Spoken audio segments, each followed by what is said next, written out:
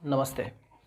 पिछले 1 डेढ़ साल में आपने 2 4 शब्द ज़रूर सुने होंगे, जैसे कि कोरोना वायरस, कोविड-19, लॉकडाउन, मास्क और सैनिटाइज़र, और इन सब का आपने उपयोग भी किया होगा।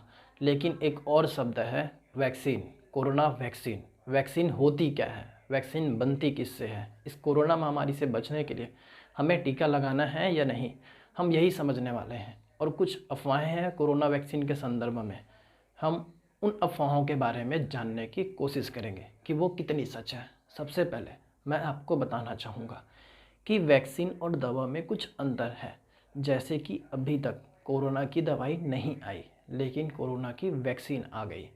दवा किसी रोग कारक, चाहे वह बैक्टीरिया हो या वायरस, को रोकने या मारने के काम आता है, लेकिन वैक्सीन उस रोग कारक के विरुद्ध शरीर को लड़ने के लिए तैयार करता है। दवा में आपको किसी रासायनिक पदार्थों को दिया जाता है, जबकि वैक्सीन के रूप में आपको उसी वायरस या बैक्टीरिया को जीवित या मृत अवस्था में आपके शरीर के भीतर इंजेक्ट कराया जाता है। ध्यान रहे, इस वायरस या बैक्टीरिया की मारक क्षमता बेहद कम होती है, इसलिए यह आपके शरीर को थोड़ा बहुत नुकसान पहुंचाता है, जैसे कि सर्दी, खांसी, बुखार। लेकिन इसके विपरीत उस कम शक्तिशाली वायरस से लड़ने की क्षमता आपके भीतर आ जाती है उसी वैक्सीन के कारण। वास्तविकता में जब कोरोना वायरस आप पर अटैक करता है, तब आपके भीतर वैक्सीन डालकर बनाई गई कृत्रिम क्षमता ही असली वायरस से लड़ाई में काम आता है। दोस्तों, वैक्सीन अलग अलग बीमारियों के लिए अलग अलग होती है।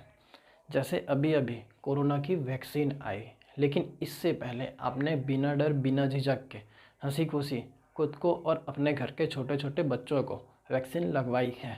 चाहे वह पोलियो की वैक्सीन हो या BCG का टीका, आपने वैक्सीन के रूप में, ताज्जुब होगा, आपने वैक्सीन के रूप में पोलियो का वायरस अपने बच्चों के शरीर में डलवाया, और बचपन में ही आपके घर का छोटा सा बच्चा पोलियो के विरुद्ध, बेसिलस टाइप बैक्टीरिया के विरुद्ध अपने भीतर लड़ने की क्षमता पैदा कर लिया।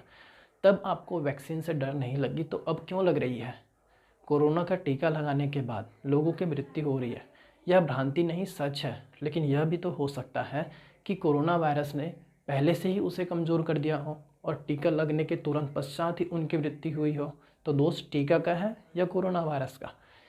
टीका लगाने से अगर सच में मृत्यु होती है तो टीका लगाने वाले सभी की मौत होनी चाहिए, किंतु ऐसा नहीं हुआ, बल्कि वैक्सीन लेने के पश्चात कुछ ही लोगों की मौत हो रही है, जिनका इम्यून सिस्टम बेहद कमज़ोर है या किसी अन्य बीमारी से वो ग्रसित है।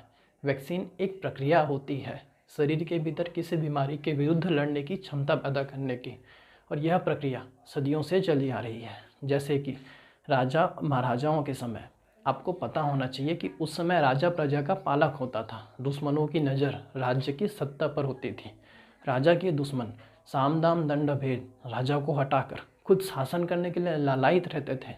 युद्ध के मैदान में तो लड़ाइयाँ होती थी, लेकिन छद्म रूप से भी राजाओं के विरुद्ध षड्यंत्र रचे जाते थे।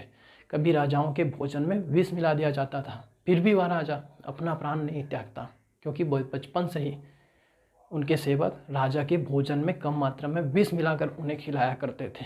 और वास्तविकता में जिस दिन उनको अधिक मात्रा में विष दिया गया, तो विष का प्रभाव राजा के शरीर पर नहीं हुआ, राजा भी सुरक्षित और राज्य भी।